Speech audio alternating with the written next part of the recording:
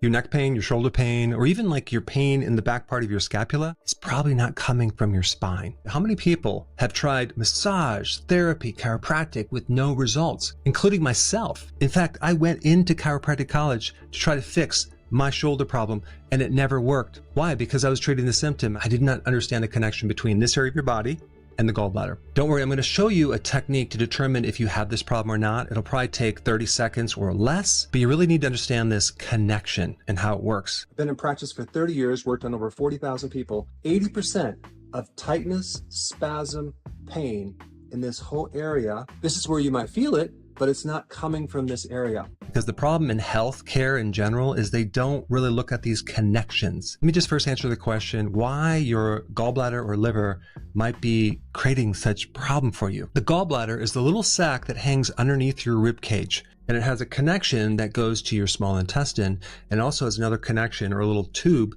that goes to the liver. The liver makes something called bile that trickles down and then goes in the gallbladder to make it really concentrated, so then when you're ready to eat, it can contract, push the bile into the small intestine, and help you break down fats. What's the relationship between bile and this pain in our right shoulder area right through here? Bile is made out of cholesterol and bile salts. If your cholesterol is very, very high and your bile salts are very, very low, you get what's called gallstones. But there's a very important stage before you gets to a gallstone. That is basically bile sludge, and it clogs all the pipes up and it creates a lot of pressure, triggering the phrenic nerve that goes right up into this side right through in here, referring the pain down through here. I'm not sure if you can really see this, but this is the phrenic nerve. It goes to the diaphragm. Right above the diaphragm, we have something called the liver, right through in here. This is the liver. Underneath the liver, you have this thing called the gallbladder.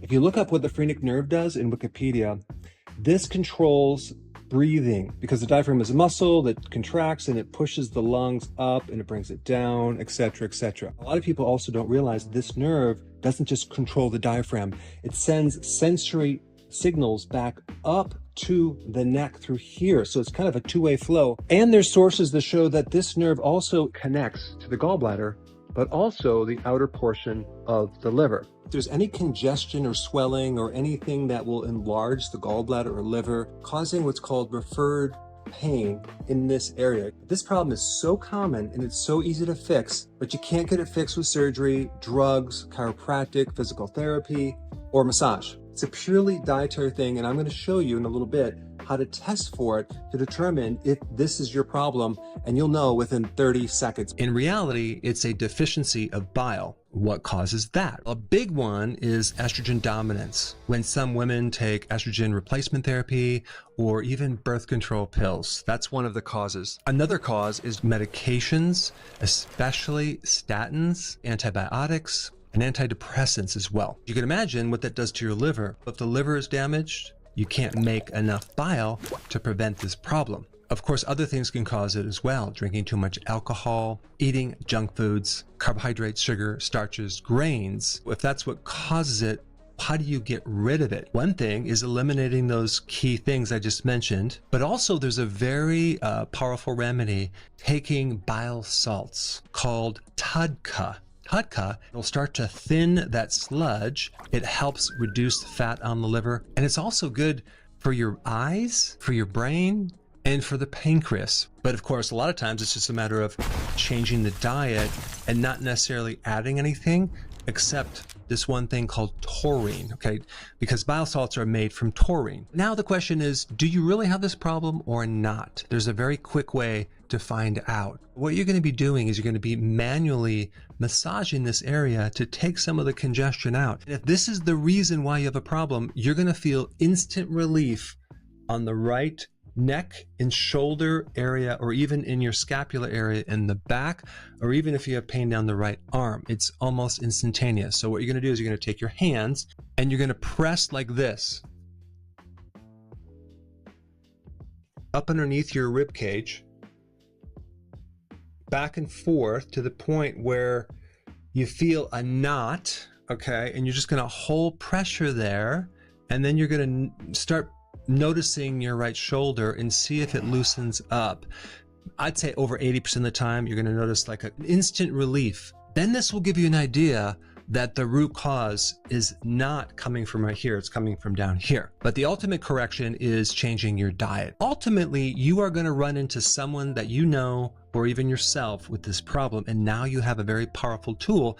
I want you to tell me down in the comments if it did work or not for you. Check this out. This is a textbook, Bile Salts in Health and Disease, filled with gold information. Check this out. A long time ago, they didn't really know what bile did. He said that bile had no advantage at all, but the greatest damage results in it staying for a long time in the body. That can irritate the internal lining of the liver, that can back up into the blood and create a lot of problems. And when it's flowing, everything is good, but when it's stuck in the body, everything's bad. It's also very interesting if you go back to the ancient Greeks, like 500 BC. They were studying bodily fluids. What was interesting back then is the bile was one of the fluids that they used as an indicator for health or disease, but they didn't really know what it was until mid-1800s, because at that time they were able to extract it and actually use it to clean grease off of your hand, comparable to a detergent or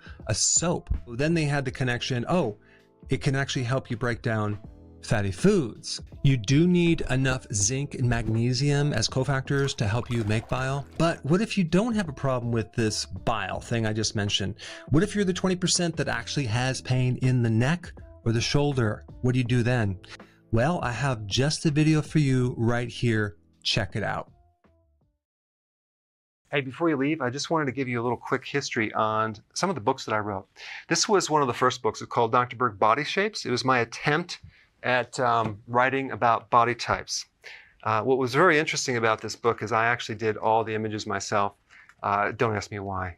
They look actually not quite as professional as some of the images that I have in the new book. But anyway, this is my first attempt right here called Dr. Berg's Body Shape Diets.